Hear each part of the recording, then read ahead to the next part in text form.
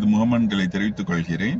இன்று ஒரு சிறுகதை பற்றி பார்க்கலாம். சிறுகதையின் தலைப்பு வாழ்க்கை காடு. எழுதியவர் சாந்தா தத் அவர்கள். கதை இவ்வாறாக துவங்குகிறது.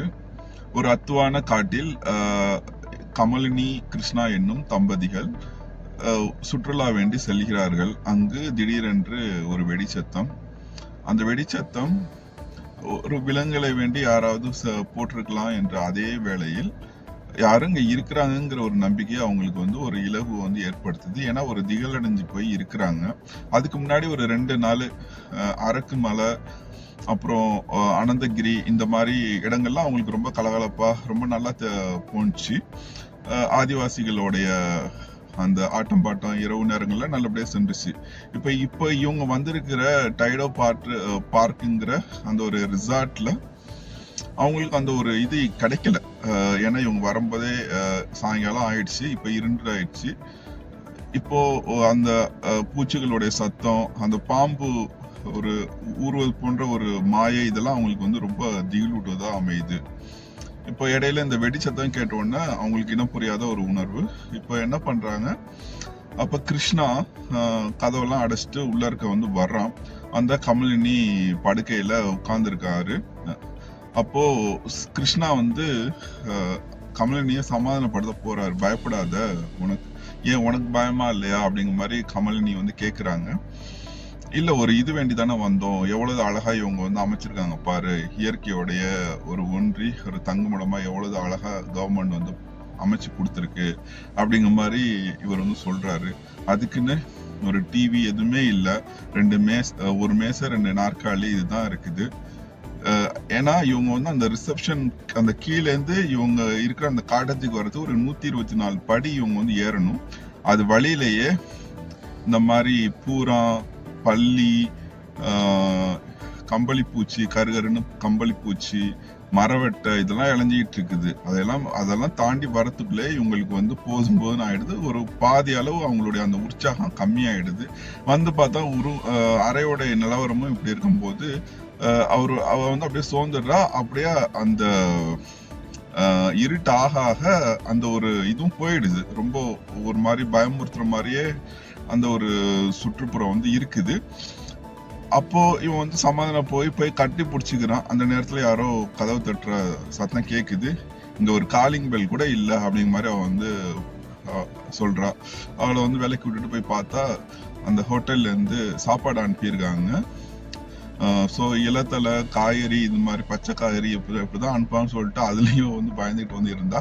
ஆனா ஓரளவு நல்ல சாப்பாடே அவங்க அனுப்பிச்சு விட்டுருக்காங்க. ரொட்டி, பன்னீர் பட்டர் மசாலா, இந்த மாதிரியான இதெல்லாம் அவங்களுக்கு கொஞ்சம் ஒரு நார்மலா இருக்க மாதிரி ஒரு இதை கொடுக்குது. அதெல்லாம் சாப்பிட்டு முடிச்சுட்டு இவரு அந்த கிருஷ்ணா கமலினிய கூப்பிடுறான். வாயன் வெளியில இன்னும் கொஞ்சம் நேரம் உட்காந்து பேசினா சொன்னா, ஐயோ அதெல்லாம் முடியாதுப்பா அப்படிங்கிற மாதிரி அவ வரல. அப்புறம் வேற வழி இல்லாம, ஏன்னா லேப்டாப் கூட இவன் எடுத்துட்டு வரல. இவ அங்கேயும் லேப்டாப்பா நீ நோண்டிட்டு இருக்க போறேன்னு சொல்லிட்டு எடுக்க விடல. கொண்டு வந்த புத்தகங்கள்லாம் வாசிட்டாங்க. இப்ப என்ன பண்றதுன்னே தெரியல. அதனால பாடல்கள்லாம் ஒலிக்க விட்டுட்டு ஒரு படுக்கைக்கு போறாங்க. ஒரு அந்த பரபரப்புலாம் முடிஞ்சு அப்படியே ஒரு காத தூரத்துல அவங்களுடைய அந்த இதெல்லாம் போயிடுச்சுங்கிற மாதிரி ஆசிரியர் ரொம்ப அழகா சொல்லியிருப்பாங்க. இப்ப இங்கதான் அவங்க யாருன்னு சொல்லிட்டு குறிப்பிடுறாங்க. 2 பேருமே ஏற்கனவே மனமாகி விவாகரத்தான ஆட்கள் தான்.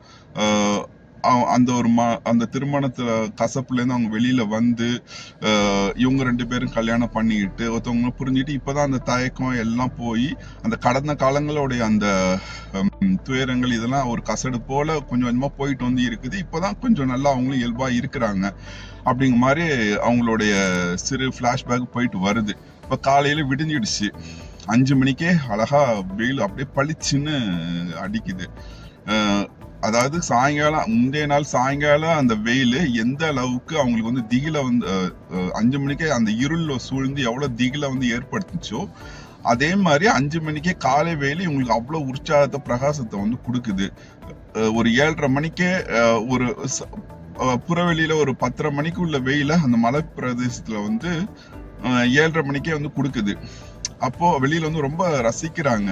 அந்த இலையில எல்லாம் ஊடுருவி வர அந்த ஒளி, பறவைகளோட சத்தம், அந்த காட்டோட மனம், அந்த மரங்களுடைய மனம், இதெல்லாம் அவங்களுக்கு ரொம்ப ரொம்ப ஒரு உற்சாகத்தை வந்து நிரம்ப கொடுக்குது. ஸோ இதெல்லாம் வந்து அழகா அனுபவிச்சுக்கிட்டு ரசிச்சுக்கிட்டே சொல்றா, ரொம்ப அழகா இருக்குல்ல, ரொம்ப அழகா ஏற்பாடு பண்ணிருக்காங்கல்ல அப்படின்னு சொல்லிட்டு. அப்ப கிருஷ்ணா சொல்றான், இதுக்கு தான் நம்ம வந்து தேவையில்லாம நைட்டு ரொம்ப பயந்துட்டோமோ அப்படிங்கிற மாதிரி சொல்லும் போது, யாரோ படியில ஏறி வர மாதிரி சத்தம் கேக்குது. ஒரு ஆதிவாசி பெண், ஒரு பழங்குடி பெண் வந்து வந்துட்டு இருக்கா. அவளை வந்து அழகா சொல்லியிருப்பாங்க, அந்த மூக்கு காதுல எல்லாம் நல்ல வளையங்கள் எல்லாம் போட்டிருப்பா. அப்புறம் அந்த மணிக்கட்டுல இருந்து முழங்கை வரையும் வளையல்களா இருக்கும். அப்புறம் அந்த அவளுடைய தலையெல்லாம் நல்லா வாரி, படிய வாரி ஒரு பக்கவாட்டுல கொண்டு போட்டு அதுல பேர் இல்லாத ஒரு சிவப்பு கலர் பூவை வந்து சூடிக்கிட்டு வர்றா. ஒரு சேலை மாதிரி ஒரு முந்தானிய வந்து உடம்புல வந்து அணிஞ்சிருக்கா. காலில் ஏதோ தட்டை போல ஒரு தகடு போல வச்சுட்டு நடந்து வந்துட்டு இருக்கா. ரொம்ப அழகா இருக்குது. அவளுடைய இதே வந்து ரொம்ப ஒரு ஒரு ஒரு எழிலான தோற்றம் அப்படிங்கிற மாதிரி ஆசிரியர் வந்து குறிப்பிட்டிருக்காரு. அந்த பெண்ணை பார்த்த உடனே இவங்களுக்கு வந்து இவ வந்து அவ இல்ல அப்படிங்கிற மாதிரி இவங்க வந்து கேக்குறாங்க. ஆமா ஆமா, அது என்னன்னா அவங்க முந்தைய நாள் வந்துட்டு இருக்கும் போது பகல் நேரத்துல நிறைய பெண்கள் ஒரு குடிநீர் வேண்டி குடங்களா சுமந்துக்கிட்டு, ஒவ்வொருத்தவங்க 2 குடம் 3 குடம் அந்த மாதிரி தலையில வந்து சுமந்துக்கிட்டு அந்த கரடு முரடான அந்த காட்டு பகுதியை வந்து மலையும் காடும் சேர்ந்த பகுதி கடந்து போறாங்க. இவங்க வந்து கார்ல அவங்கள வந்து கடந்து போகும்போது இவங்களுக்கு ரொம்ப ஒரு கஷ்டமா இருக்குது. ஒரு ஒரு ஒரு குடிநீருக்கு போய் இவ்வளவு கஷ்டப்படுறாங்களே, இந்த அரசாங்கம் மத்த இதுதான் இவங்களுக்கு சரியா பண்ணி கொடுக்கல, ஒரு குடிநீருக்காண்டியா ஒரு அத்தியாவசியமான அடிப்படையான ஒரு தேவைக்காவது ஏதாவது செஞ்சிருக்க வேணாமா அப்படின்னு சொல்லிட்டு ஆதங்கப்பட்டு ஒரு குற்ற உணர்வுக்கும் ஆளாகிறாங்க. ஏன் குற்ற உணர்வுனா, அந்த மாதிரி அவங்க கஷ்டப்பட்டு அவங்களுடைய ஒரு வாழ்வாதாரத்தை ஒரு ஒரு இயல்பான வாழ்க்கையை வந்து நடத்திட்டு போகும்போது இவங்க சொகுசா ஒரு ஏசி கார்ல அங்கேருந்து பயணிக்கிறது இவங்களுக்கு ஒரு மாதிரி குற்ற உணர்வு வந்து ஏற்படுத்துது. அதுவும் வந்து இந்த குறிப்பிட்ட பெண் இப்ப வந்துகிட்டு இருக்கா இல்லையா, அவ வந்து இவங்களோட அறையை சுத்தம் பண்றதுதான் வர்றா. அவளுடைய தோற்றம் எப்படி இருந்துச்சுன்னா, ஒரு 3 அலுமினிய குடம் தலையில வச்சிருக்கா. அதை வந்து ஒரு கையால தாங்கிக்கிறா, இன்னொரு கையில வந்து ஒரு 2 வயசு குழந்தைய வந்து இடுக்கிக்கிறா. ஒரு மூத்த பையன் என்ன பண்றான், அவளுடைய முந்தானையை பிடிச்சிக்கிட்டே நடந்து வந்துட்டு இருக்கான்.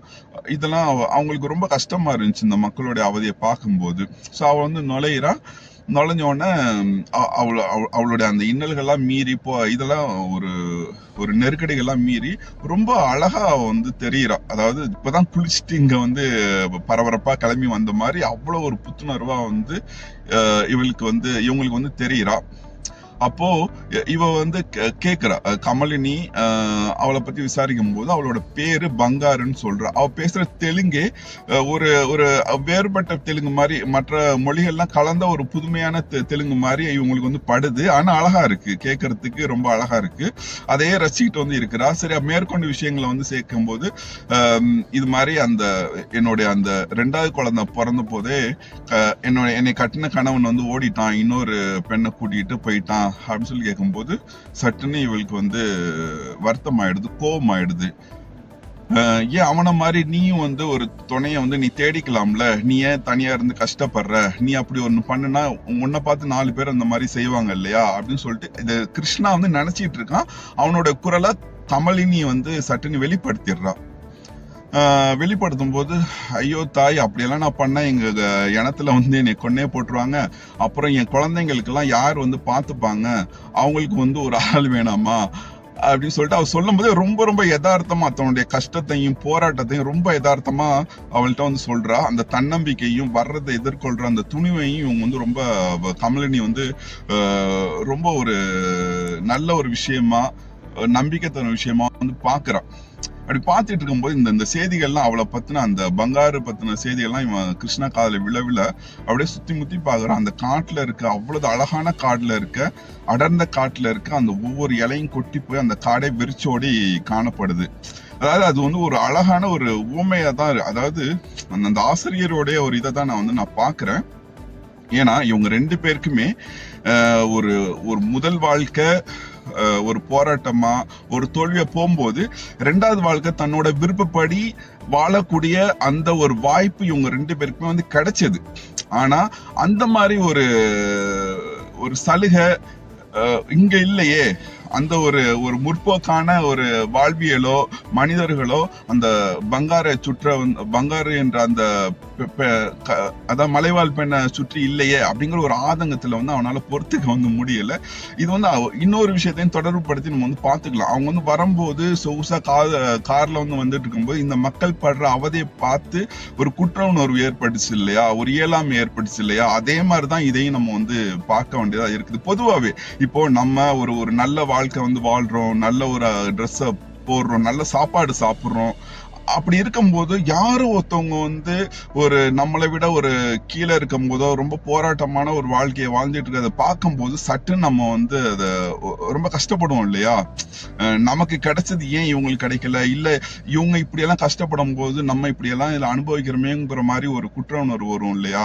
அதை அழகா ஆசிரியர் குறிப்பிட்டிருப்பாங்க. பொதுவா அதாவது சாந்தாதத் அவர்கள் கிட்டத்தட்ட ஒரு 50 ஆண்டுகளுக்கு மேலாக எழுதி வராங்க. அவங்களுடைய சில கதைகளை நான் வாசிச்சிருக்கேன். எல்லா கதைகளையுமே சமூகம் சார்ந்த ஏதாவது ஒரு சிந்தனைய ஒரு நிகழ்வை கதையோடய விவரிச்சுட்டு போயிருப்பாங்க. இந்த ஒரு கதையிலையும் அழகா ஒரு விஷயத்த சொல்லியிருப்பாங்க. அதாவது நம்மளுடைய ஒரு வாழ்க்கைக்கு என்ன தேவையோ, அதாவது மற்றவங்களை பத்தி கவலைப்படாம நமக்கு என்ன தேவையோ அதை செய்யணும். இன்னொன்னு அந்த பாலின பாகுபாடு, அந்த ஒரு சுதந்திரம், ஒரு தனி மனுஷனோட சுதந்திரம், அவங்களோட ஆசைக்கு உண்டான அந்த ஒரு அங்கீகாரம், அவங்களுக்கு தேவைகளுக்கு என்ன ஓப்பான அந்த ஒரு சூழல் எல்லாமே ஏற்படுத்தி வேண்டிய ஒரு கட்டாயத்தை எல்லாம் இந்த கதை மூலமா நான் விளங்குறேன். ரொம்ப அருமையான கதை.